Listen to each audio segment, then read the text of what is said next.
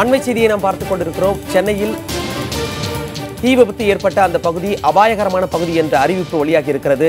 காலை 4:45 மணிக்கு இந்த தீ விபத்து ஏற்பட்டது. தொடர்ச்சியாக தீயணைப்பு வீரர்கள் அந்த தீயை கட்டுக்குள் கொண்டு வரும் முயற்சியில் 3 மணி நேரத்திற்கு மேலாக போராடி வருகிறார்கள். இந்த நிலையில் அந்த பகுதி அபாயகரமானது என்ற அறிவிப்பு வெளியாகி இருக்கிறது.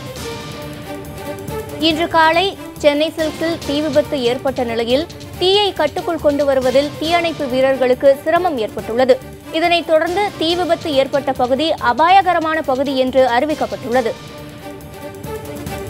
புகைமூட்டம் அதிகமாக இருப்பதால் தீயை கட்டுக்குள் கொண்டு வருவதில் மிகுந்த சிரமம் இருப்பதாக தீயணைப்பு பணியில் ஈடுபட்டுள்ளவர்கள் தெரிவித்திருக்கிறார்கள். அது மட்டுமின்றி வெப்பத்தின் காரணமாக கண்ணாடி உடைந்து சிதறுவதாகவும் அதனால் அதன் அருகில் செல்ல வேண்டாம் என்றும் அறிவுறுத்தியிருந்தார்கள். இந்த நிலையில் அந்த பகுதி அபாயகரமானது என்ற அறிவிப்பு தற்பொழுது வெளியாகி இருக்கிறது. அந்த அண்மை செய்தியை நாம் பார்த்துக் கொண்டிருக்கிறோம்.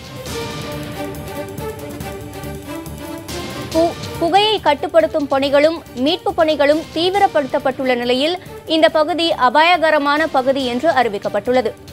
இது சம்பந்தமான விரிவான செய்திகளை வழங்குவதற்காக நம்ம செய்தியாளர் களத்தில் இருக்கிறார் ரகுவரன். சொல்லுங்க, அபாயகரமான பகுதி என்று அறிவிக்கப்பட்டிருக்கிறது. வேறு என்னவெல்லாம் அந்த அறிவிப்பில் கூறப்பட்டிருக்கிறது? அதாவது காலையில் 4:45 மணியிலிருந்தே இந்த தீயானது எரிந்து கொண்டிருக்கிறது. கட்டிடத்தினுடைய அடிப்பகுதியில் தீயானது தொடர்ந்து எரிந்து கொண்டே இருக்கிறது. தீயணைப்பு வீரர்களால் கூட அந்த பகுதிக்கு செல்ல முடியாத நிலை ஏற்பட்டிருக்கிறது. அதனால் தொடர்ந்து 5 மணி நேரமாக இந்த 7 மாடி கட்டிடத்தில் தீயானது எரிந்து கொண்டிருப்பதன் காரணமாக கட்டிடத்தின் ஸ்திரத்தன்மைக்கு பாதிப்பு ஏற்பட்டிருப்பதன் காரணமாக கட்டிடத்தின் சுற்றியுள்ள பகுதி அபாயகரமான பகுதி என்று அறிவிக்கப்பட்டிருக்கிறது. அதனை சுற்றி யாரும் ஊடகவியலாளர்கள் கூட செல்லக்கூடாது என்று அறிவிப்பு வெளியிடப்பட்டிருக்கிறது. அதனால் காவல்துறை அதிகாரிகள் பேரிகார்டுகள் அமைத்து இங்கே யாரும் செல்லக்கூடாது என்று அறிவிப்பு விடுத்திருக்கிறார்கள். டி நகர் இந்த பகுதியில் இந்த கட்டிடத்தை சுற்றி இருக்கக்கூடிய 100க்கும் மேற்பட்ட கடைகள் அடைக்கப்பட்டு பகுதியை சுற்றி இருக்கக்கூடிய கடைகளிலிருந்து சிலிண்டர்கள் அனைத்துமே அப்புறப்படுத்தப்பட்டு விட்டது. இந்த பகுதி தற்போது அபாயகரமான பகுதி என்று அறிவிக்கப்பட்டிருக்கிறது. ரகுவரன், தற்போது அபாயகரமான பகுதியாக டி நகர் சென்னை சில்க்ஸ் அறிவிக்கப்பட்டுள்ளது.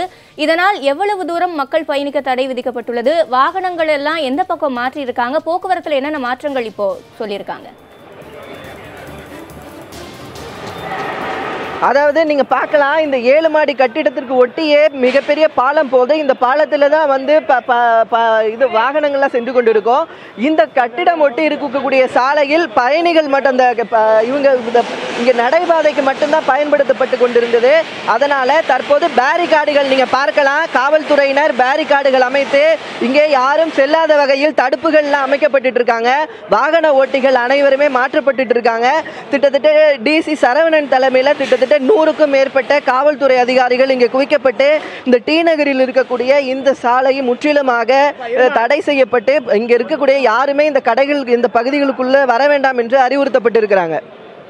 பொதுவா எந்த மாதிரியான ஒரு சூழல்ல அபாயகரமான பகுதி என்ற அறிவிப்பு வெளியாக வாய்ப்பு இருக்கு?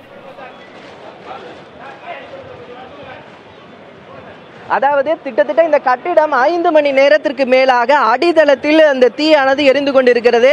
நாம் தற்போது பார்ப்பது இந்த 7வது தளத்திலிருந்து புகை வந்து கொண்டிருப்பதை பார்க்கிறோம். ஏற்கனவே 11 பேருக்கிட்ட உள்ள இருந்து மீட்கப்பட்டு இருக்காங்க. இந்த நிலையில இது துணிக்கடை, ஒருங்கிணைந்த நகைக்கடை என்பதனால அந்த கட்டிடத்தின் அடித்தளத்தில் தொடர்ந்து எரிந்து கொண்டே இருப்பதனால கட்டிடத்தின் ஸ்திரத்தன்மை பாதிக்கப்பட்டிருக்கு அப்படின்னு சொல்லிட்டு சாகுல் அமீது இணை இயக்குனர் வந்து இந்த இடத்தை பார்வையிட்டாரு. அது இல்லாம டிசி சரவணன் தலைமையிலும் காவல்துறையினர் இங்க பாதுகாப்பு பணியில் ஈடுபட்டு இருக்காங்க. அதனால அந்த கட்டிடத்தை சுற்றி இருக்கக்கூடிய அனைத்து கடைகளும் மூடப்பட்டு அங்க இருக்கக்கூடிய அனைத்து ஊழியர்களும் அங்க தங்கியிருக்க அந்த கட்டிடத்தை சுற்றி இருக்கக்கூடிய மற்ற கடையில் இருக்கக்கூடிய ஊழியர்கள் அனைத்தும் மூடப்பட்டு இருக்கிற காட்சியை தான் நம்ம தற்போது பார்த்துட்டு இருக்கோம். அனைவருமே இங்க இருக்கின்ற அனைவருமே வெளியேற்றப்பட்டு இது அபாயகரமான பகுதி என்று அறிவிச்சிருக்கிறாங்க. எந்த நிலையிலும் கட்டிடத்துக்கு எந்த மாதிரியான பாதிப்புகளும் ஏற்படுவதற்கு வாய்ப்பு இருக்கு அப்படின்னு சொல்லிட்டு காவல்துறையினரும் தீயணைப்பு துறையினரும் அறிவிச்சிருக்கிறாங்க. சென்னை டி நகரில் இன்று காலை தீ விபத்து ஏற்பட்ட பகுதி தற்போது அபாயகரமான பகுதி என்று அறிவிக்கப்பட்டுள்ளது. இது தொடர்பாக நீங்கள் வழங்கிய தகவல்களுக்கு நன்றி ரகுவரன்.